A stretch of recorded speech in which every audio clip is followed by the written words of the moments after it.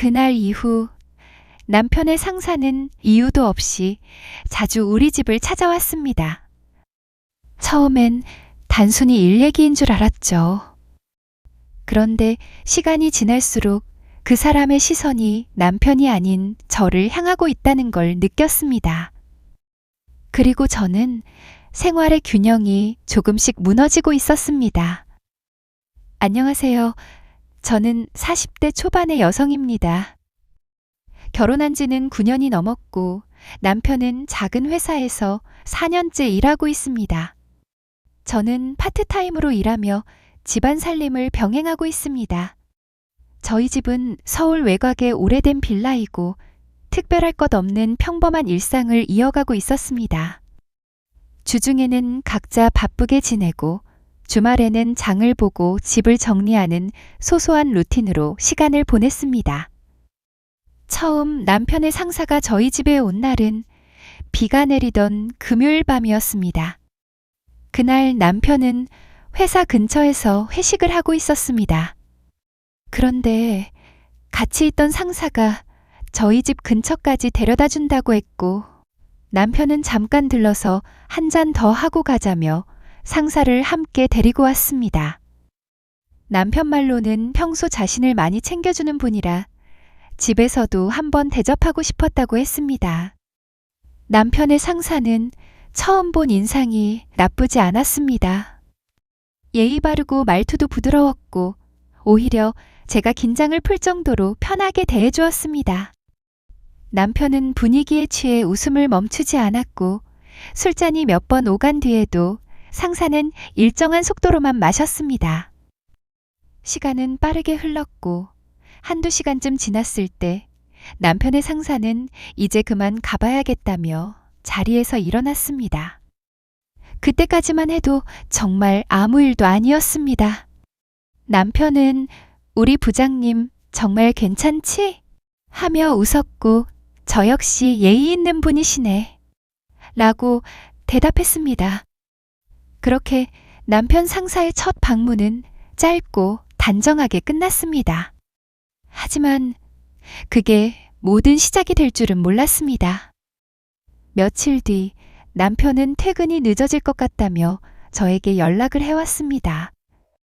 그러더니 상사랑 할 이야기가 있다고 했고 상사는 먼저 저희 집으로 갈 거라고 말했습니다. 저는 그 말이 이상하게 들렸지만 굳이 거절할 이유도 없었습니다. 어차피 남편도 곧 올 테니까요. 그리고 곧 초인종이 울렸습니다. 남편의 상사는 지난번처럼 웃는 얼굴로 서 있었습니다. 밖은 비가 내리고 있었고 젖은 우산 끝에서 물방울이 바닥으로 떨어졌습니다. 남편의 상사는 잠깐만 기다리겠다고 하며 거실 소파에 앉았습니다. 저는 간단히 차를 내왔습니다.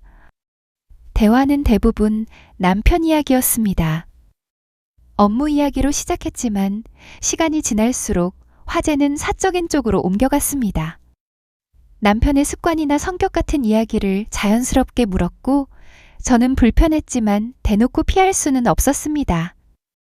그러는 동안 남편은 여전히 도착하지 않았고 시간은 밤 9시를 넘겼습니다. 저는 계속 핸드폰을 확인했지만 남편에게는 연락도 오지 않았습니다. 결국 남편의 상사는 더 늦어질 것 같다고 하면서 오늘은 가봐야겠다며 일어섰습니다.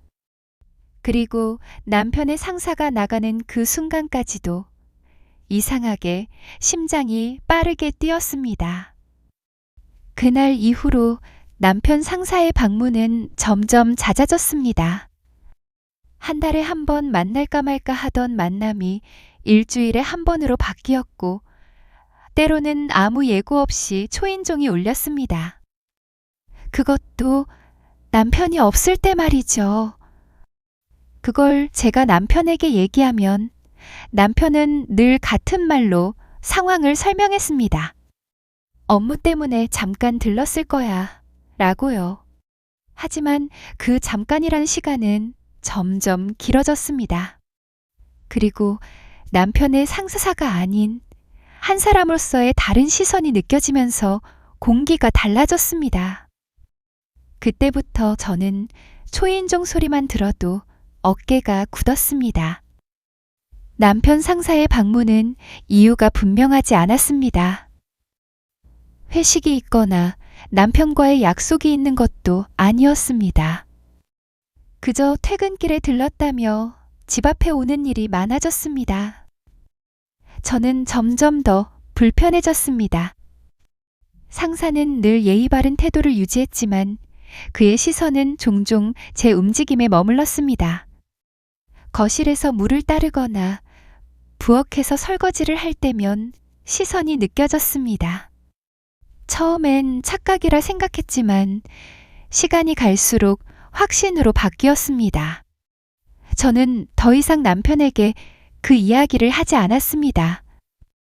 괜히 오해를 만들고 싶지 않았기 때문이었습니다. 하지만 이상하게도 남편 상사를 마주하는 시간이 늘어날수록 저의 느낌이 달라졌습니다. 그의 말투나 시선 하나하나가 예전과는 달랐습니다. 저는 남편이 돌아오지 않는 밤마다 점점 불안해졌습니다. 남편의 상사가 다시 배를 누를까봐 혹은 남편과 함께 올까봐 마음이 조용히 뒤틀렸습니다. 그리고 그 불안은 어느 날 현실이 되었습니다. 그날은 평소보다 늦은 시간까지 비가 내렸습니다. 남편은 지방 출장에 잡혀서 다음날 아침에나 돌아온다고 했습니다. 혼자 있는 집은 유난히 조용했고 빗소리만 거실을 채웠습니다. 그리고 밤 10시쯤 초인종이 울렸습니다. 낯선 시간에 들려온 소리에 가슴이 덜컥 내려앉았습니다. 모니터를 확인하자 화면 속에는 익숙한 얼굴이 있었습니다. 남편의 상사였습니다. 저는 문 앞에서 한동안 움직이지 못했습니다. 잠시 후 휴대폰이 울렸고 남편에게서 문자가 왔습니다. 회사 상사가 잠깐 뭐 전해줄 게 있다더라. 문 열어줘도 괜찮아. 라는 문자였습니다. 저는 잠시 망설였지만 결국 문을 열었습니다. 남편의 상사는 젖은 어깨를 털며 들어왔습니다. 손에는 와인 한 병이 들려 있었고 저는 당황했습니다.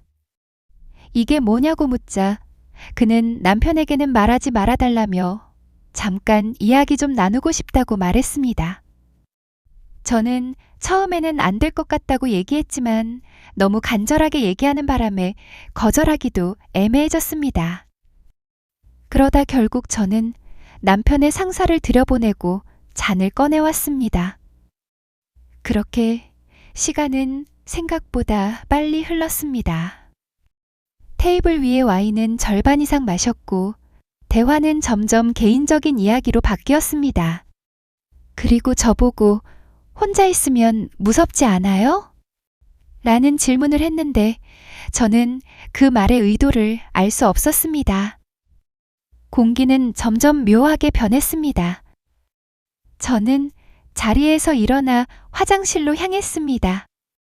그런데 그때 뒤에서 의자의 미세한 소리가 들렸습니다. 돌아보지 않았지만 그 순간의 분위기만큼은 잊을 수 없습니다. 그리고 잠시 후 남편의 상사는 자리에서 일어났고 그대로 집 밖으로 나갔습니다. 그날 밤 저는 한숨도 잘 수 없었습니다. 다음 날 저녁 남편이 돌아왔고 저는 아무 말도 하지 않았습니다. 평소와 다를 것 없는 저녁이었지만 분위기가 어색했습니다. 다행히 남편이 아무것도 묻지 않았고 저도 말하지 않아서 다행이었습니다. 그날 이후 저는 남편이 회사 얘기를 할 때마다 귀를 기울이게 됐습니다. 그 상사의 이름이 나올까봐 혹은 아무렇지 않게 웃으며 그 사람의 이야기를 꺼낼까봐 말이죠. 그때마다 저는 간담이 서늘해졌습니다. 며칠 뒤 남편이 말했습니다. 상사가 이직하게 돼서 마지막 회식이 있다고 말이죠. 그 말을 듣는 순간 다시 그날의 기억이 떠올랐습니다. 그리고 그날 이후 그 사람의 이름은 다시 나오지 않았습니다. 하지만 저는 이상하게 마음이 놓이지 않았습니다. 그가 이직했다는 말이 오히려 더 불안했습니다. 이제는 정말 아무 이유 없이 찾아올 수도 있으니까요. 밤에 혼자 있을 때면 문소리가 들리는 것 같아 TV 볼륨을 높였습니다.